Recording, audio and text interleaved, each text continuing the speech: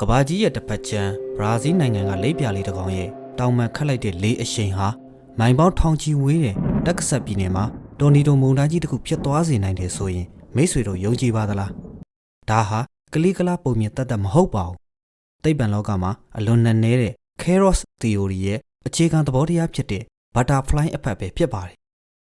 ကျွန်တော်နဲ့အတူဒီနေ့မှာတော့အင်မတန်စိတ်ဝင်စားဖို့ကောင်းတဲ့ Butterfly Effect ကြောင်းကိုလေ့လာကြည့်ကြရအောင်ပါ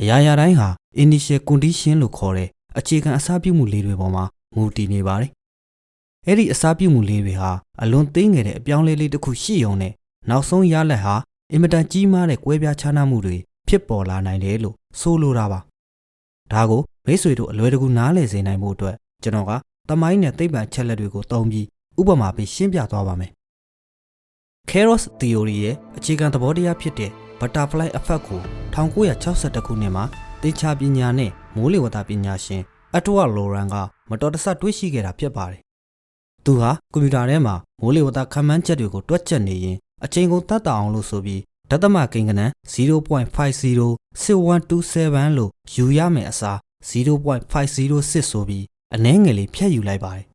။သူကဒီလောက်သေးငယ်တဲ့ကဏန်းကဘာမှမဖြစ်တော့ဘူးထင်ခဲ့ပေမဲ့ရလက်ထွက်လာတဲ့အခါမှာတော့မူလခန့်မှန်းချက်နဲ့လုံးဝကိုစန့်ကျင်ဘက်ဖြစ်တဲ့မိုးလေဝသပုံစံကြီးဖြစ်နေတာကိုတွေ့လိုက်ရပါတယ်။ဒီဖြစ်ရပ်ကနေလိုရန့်စ်ဟာတဘာဝတရားကြီးဟာမြင်းဖြောင်းအတိုင်းသွားတာမဟုတ်ပဲအချင်းချင်းရှုပ်ထွေးစွာချိတ်ဆက်နေတယ်ဆိုတာကိုကဘာကိုတတ်သိပြနိုင်ခဲ့ပါတယ်။တမိုင်းကိုပြန်ကြည့်မယ်ဆိုရင်လည်း Butterfly Effect ကလူသားတွေရဲ့ကံကြမ္မာကိုဘယ်လိုပြောင်းလဲစေခဲ့တယ်လဲဆိုတာတွေ့နိုင်ပါတယ်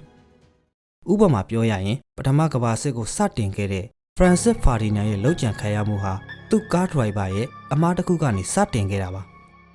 1914ခုနှစ်စာရာဂျေဘိုမြို့မှာသူ့ရဲ့ကားဒရိုက်ဘာဟာလမ်းမှားပြီးတော့ကွေးမိလိုက်တဲ့အတွက်ကားကိုနောက်ပြန်ဆုတ်ဖို့ကြိုးစားနေတဲ့စက္ကန့်ပိုင်းလေးမှာလုပ်ကြံတပ်ဖြတ်သူနဲ့မျက်နှာချင်းဆိုင်တိုးခဲ့တာပါ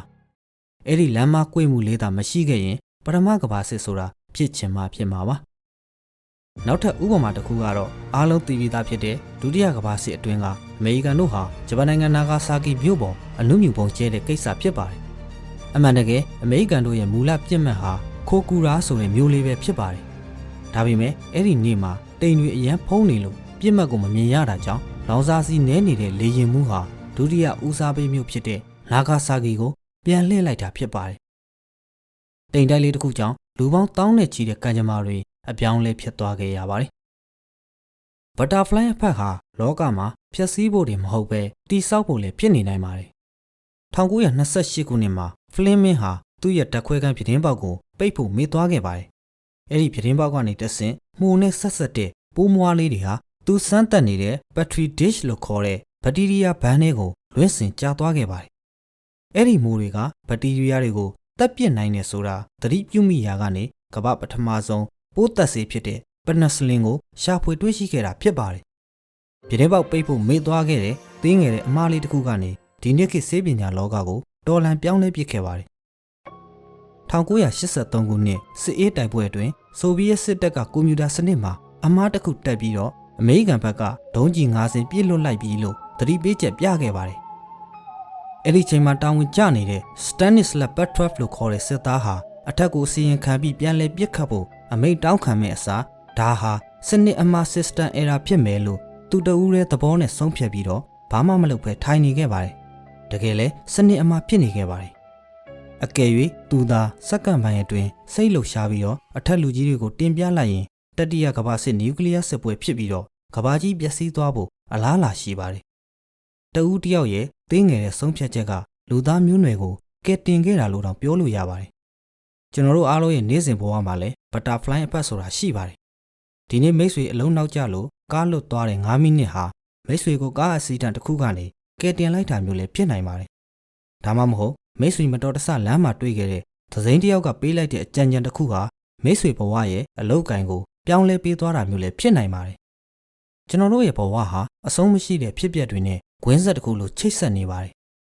အခုဒီဗီဒီယိုကိုကြည့်နေတဲ့အခိုက်အတန့်ကနေစပြီးမိတ်ဆွေရဲ့အနာဂတ်ကိုဘယ်လိုအစိပ်ပိုင်းတစ်ခုအဖြစ်ပြောင်းလဲလိုက်မလဲဆိုတာဘယ်သူမှမသိနိုင်ပါဘူး။ Butterfly Effect ကကျွန်တော်တို့ကိုပေးတဲ့သင်ခန်းစာကတော့လောကမှာဘယ်အရာမှအသေးအဖွဲမဟုတ်ဘူးဆိုတာပါပဲ။မိတ်ဆွေရဲ့ဒီနေ့လုပ်ရက်လေးတွေနဲ့မိတ်ဆွေရဲ့စကားတခွန်းဟာနောက်တစ်ချိန်မှာကြီးမားတဲ့အကျိုးသက်ရောက်မှုတွေဖြစ်လာနိုင်ပါတယ်။ဒါကြောင့်မိမိရဲ့ဆုံးဖြတ်ချက်တိုင်းကိုတန်ဖိုးထားဖို့အင်မတန်ကိုအရေးကြီးပါတယ်။မိတ်ဆွေတို့ဘဝမှာရောအသေးအဖွဲလေးကနေပြောင်းလဲကြီးဖြစ်သွားခဲ့တဲ့အတွေ့အကြုံရှိရင်ကောမန့်မှာမျှဝေပေးခဲ့လို့ရပါတယ်။ဒီဗီဒီယိုလေးကိုအဆုံးထိကြည့်ရှုပေးတဲ့အတွက်လည်းကျေးဇူးများကြီးတင်ပါတယ်။